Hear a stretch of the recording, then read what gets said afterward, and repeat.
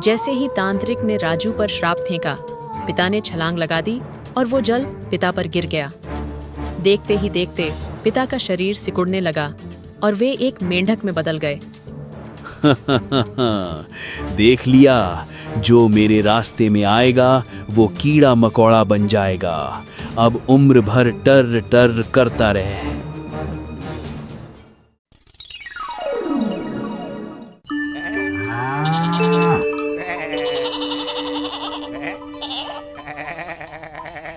यह कथा एक ऐसे युग की है जब इंसान और जंगल का गहरा नाता था।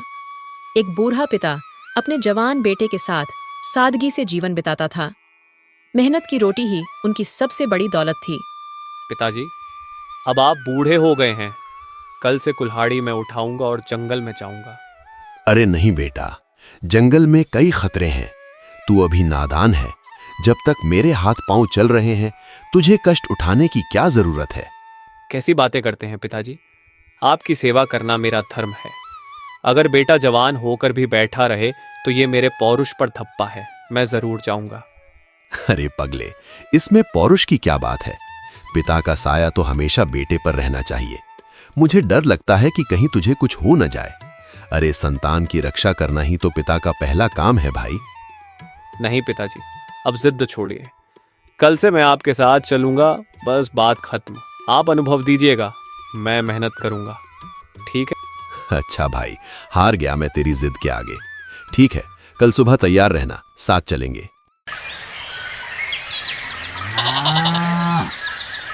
अगली सुबह नई उमंग के साथ राजू और उसके पिताजी जंगल की ओर निकल पड़े। दिन भर कड़ी मेहनत करके उन्होंने लकड़ियां जमा की और शाम को उन्हें बेचने के लिए बाजार की ओर चल दिए। ओ भाई रुकना, इधर आ।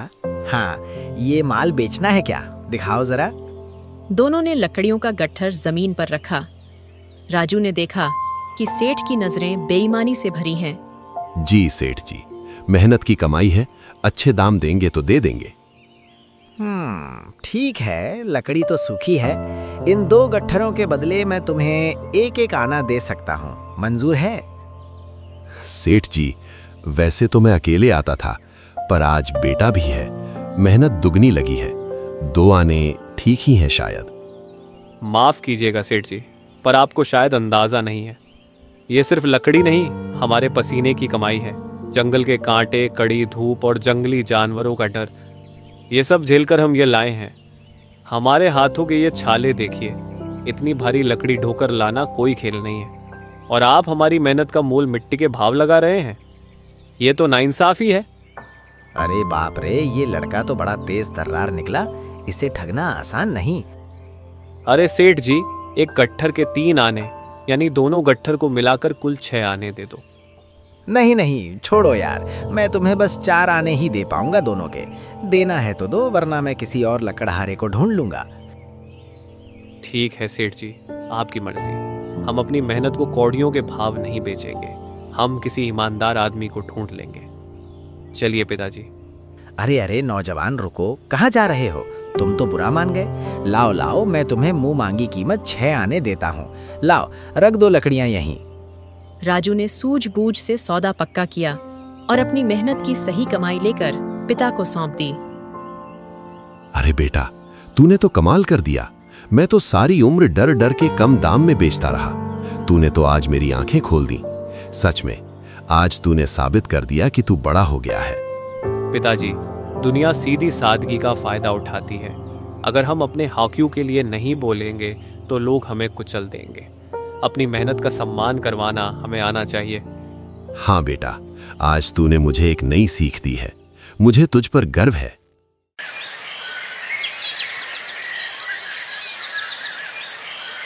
अब राजू और उसके पिता की जोड़ी मशहूर हो गई। वे मेहनत करते और खुश रहते, लेकिन होने को कुछ और ही मंजूर था। कुछ दिनों बाद, बेटा, आज जंगल के गहरे हिस्से में चलेंगे। वहां की लकड़ी की कीमत बाजार में ज्यादा मिलती है। घर की छत भी तो ठीक करानी है। जी पिताजी, आप जैसा कहें। हम मिलकर बड़ा गट्ठर तैयार करेंगे। पिताजी, ये कैसी डरावनी आवाज है? लगता है कोई मुसीबत में है। आवाज तो अजीब है, सावधान रहना बेटा, चलो देख आते हैं।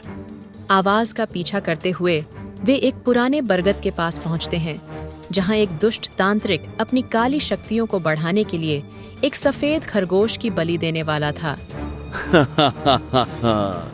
आज अमावस्या की रात मेरी शक्तियां अमर हो जाएंगी। बस इस खरगोश की आहुति और मैं ब्रह्मांड का स्वामी बन जाऊंगा। ठहर जाओ, ये पाप मत करो।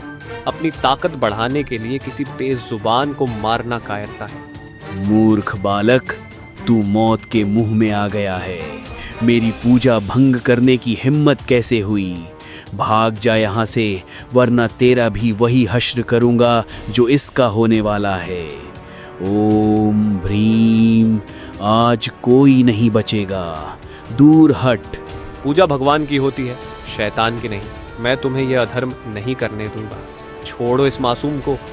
जिद्दी कीड़े, अब तू मेरे क्रोध की आग में जलने के लिए तैयार हो जा। हट जा। नहीं, जब तक मुझ में जान है मैं इस नन्हे जीव की रक्षा करूंगा। लाओ, इसे मेरे हवाले करो। बहस बढ़ती गई और तांत्रिक का शुभ मुहूर्त निकल गया। उसका गुस्सा 7वें आसमान पर पहुंच गया। अरे ना समझ, तूने मेरा वर्षों का तप मिट्टी में मिला दिया।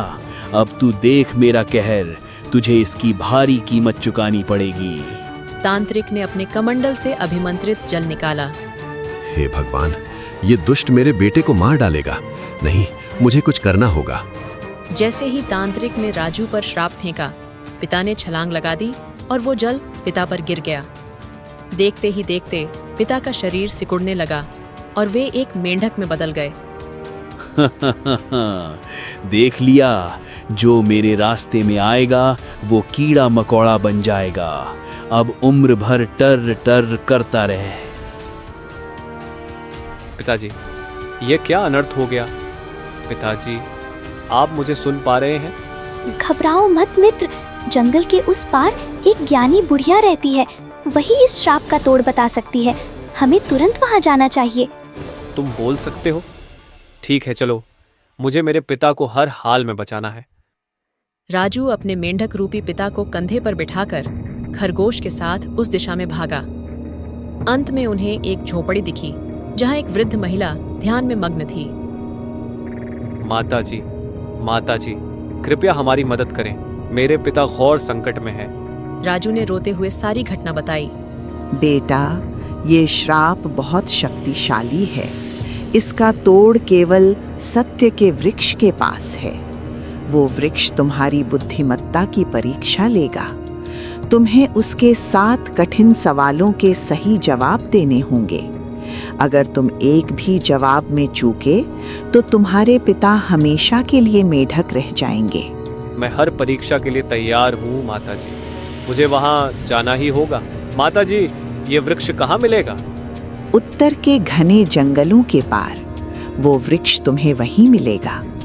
ध्यान रहे, रास्ता कांटों और माया जाल से भरा है। आशीर्वाद दीजिए माताजी। मैं अपने पिता को मानव रूप में लाए बिना वापस नहीं लौटूंगा। विजयी भव। याद रखना, विवेक ही तुम्हारा वस्त्र है। राजू ने यात्रा शुरू की। जंगल गहरा होता गया। अचानक एक विशालकाय काला भालू गुर्राता हुआ उसके सामने खड़ा हो गया। रुक जा मानव, आगे बढ़ने से पहले तुम अपनी सबसे बड़ी कमी मुझे बता, वरना मैं अपने पंजों से तुझे चीर दूंगा। राजू भालू को देखकर कांप गया, पर उसने झूठ नहीं बोला। मैं बहुत भावुक हूँ।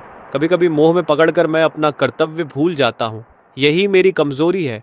लेकिन आज मेरा कर्तव्य मेरे पिता हैं। भालू उसकी निडरता और सच्चाई से प्रसन्न होकर हट गया। जो अपनी कमी स्वीकारता है वही उसे सुधार सकता है। तुम शुद्ध हृदय के हो, जाओ, रास्ता साफ है। राजू आगे बढ़ा। तभी उसे एक चमचमाती झील दिखी। उसमें हीरे मोती तैर रहे थे। अरे मुसाफिर, क्यों भटक रहा है? यहाँ आ, ये सारा खजाना तेरा है। इसे ले और राज कर। राजू की नजरें चकाचौंध हो गईं, पर उसने अपने पिता की ओर देखा। नहीं, ये दौलत मेरे पिता को वापस नहीं ला सकती। मेरे लिए मेरे पिता ही सबसे बड़ा धन है। राजू के मना करते ही वह मायावी झील गायब हो गई। वह परीक्षा में सफल रहा। आगे घना अंधेरा था।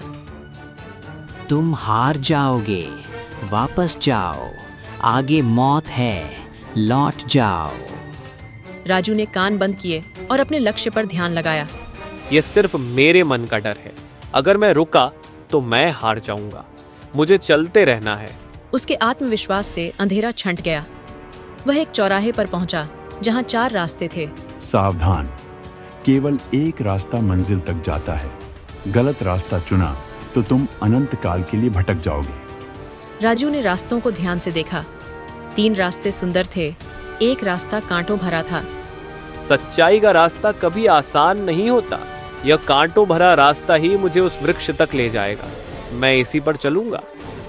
कांटों को पार कर राजू एक दिव्य वृक्ष के सामने खड़ा था। वृक्ष से अलौकिक तेज निकल रहा था। स्वागत है पुत्र, तुमने लोभ, भय और मोह को जीता है। मैं ही सत्य का वृक्ष हूँ। तुम अपने पिता की मुक्ति चाहते हो, लेकिन पहले तुम्हें ज्ञान की परीक्षा देनी होगी। बताओ, क्या तुम मेरे प्रश्नों के उत्तर देने के लिए तैयार हो? हे देव वृक्ष, मैं हर परीक्षा के लिए तैयार हूँ। मेरे पिता का जीवन मेरे लिए सब कुछ है। कृपया आप अपने प्रश्न पूछें, मैं उत्तर देने का प्रयास करूंगा। तो सुनो, मेरा पहला प्रश्न, मनुष्य का सबसे बड़ा शत्रु कौन है? मनुष्य का अहंकार। उत्तम, अहंकार ही विनाश की जड़ है। जब व्यक्ति मैं से ऊपर उठकर हम सोचता है, तभी वो महान बनता है। अब दूसरा प्रश्न, सबसे बड़ा धर्म क्या है? दया और अहिंसा। सत्य, किसी को दुख न देना और दूसरों की पीड़ा हरना ही सबसे बड़ा धर्म है। तुमने उस खरगोश को बचाकर इसका पालन किया है। तीसरा प्रश्न, वो क्या है जो बांटने से कम नहीं होता बल्कि बढ़ता है? विद्या और ज्ञान। धन बांटने से कम होता है, लेकिन ज्ञान बांटने से और निखरता है। चौथा प्रश्न, इस संसार में सबसे तेज गति किसकी है? मन की। मन एक पल में ब्रह्मांड की सैर कर सकता है, जिस पर तुम्हारा नियंत्रण होना चाहिए। पांचवा प्रश्न, सच्चा वीर कौन है? जो अपनी इंद्रियों और क्रोध पर विजय प्राप्त कर ले। शस्त्र उठाने वाला नहीं, बल्कि क्षमा करने वाला सच्चा वीर है। छठा प्रश्न, दुनिया का सबसे बड़ा आश्चर्य क्या है? लोग रोज प्राणियों को मरते हुए देखते हैं, फिर भी सोचते हैं कि वे अमर हैं। जीवन की नश्वरता को भूल जाना ही सबसे बड़ा आश्चर्य है। और अंतिम प्रश्न, शांति कहाँ मिलती है? शांति बाहर नहीं, हमारे भीतर है। संतोष ही परम सुख और शांति है। पुत्र, तुमने सभी उत्तर सही दिए हैं। तुम्हारा ज्ञान और प्रेम सच्चा है। मैं तुम्हारे पिता को मुक्त करता हूँ। वृक्ष के आशीर्वाद देते ही एक दिव्य ज्योति प्रकट हुई और सीधा मेंढक पर पड़ी। देखते ही देखते वह मेंढक वापस राजू के पिता के रूप में बदल गया। पिताजी, आप ठीक हो गए। आपका आशीर्वाद ही मेरी ताकत था। हे देव वृक्ष, आपका कोटि कोटि नमन। मेरे बेटे ने आज मुझे नया जीवन दिया है। तभी वह छोटा खरगोश भी एक सुनहरी रोशनी में बदल गया और एक सुंदर स्त्री का रूप ले लिया। वह कोई और नहीं, एक शापित गंधर्व कन्या थी। धन्यवाद नेक इंसान, मैं एक श्राप के कारण खरगोश बनी थी। तुम्हारी दया ने मुझे मुक्ति दिलाई। मैंने तो बस अपना फर्ज निभाया था देवी। कन्या ने अपनी कहानी बताई और राजू के नेक दिल की प्रशंसा की। उस तांत्रिक ने मुझे कैद किया था, तुमने निस्वार्थ भाव से मेरी रक्षा की। ऐसा पवित्र हृदय मैंने आज तक नहीं देखा। कन्या ने राजू से जीवन भर साथ रहने की इच्छा जताई। क्या तुम मुझे अपनी अर्धांगिनी के रूप में स्वीकार करोगे? हम मिलकर धर्म के मार्ग पर चलेंगे। पिता की सहमति से राजू ने हाँ कर दी। तीनों खुशी खुशी अपने घर लौटे। राजू, उसके पिता और वह कन्या अब सुखी जीवन व्यतीत करने लगे। उनकी कहानी ने सबको सिखाया कि मुसीबत चाहे कितनी भी बड़ी हो, अगर इरादे नेक हों और मन में साहस हो, तो जीत हमेशा सच्चाई की होती है।